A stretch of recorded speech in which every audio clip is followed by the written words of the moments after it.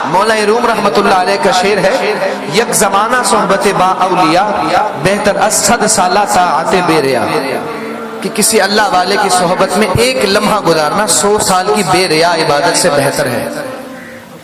تھک تو نہیں گئے آپ لوگ؟ ہاتھ بلند کرنے ذرا جو تھک گئے ہیں۔ اب جو نہیں تھکا بلند آواز سے ایک دفعہ کہے سبحان اللہ۔ جس کا ایمان تازہ ہوا ہے وہ کہے سبحان اللہ۔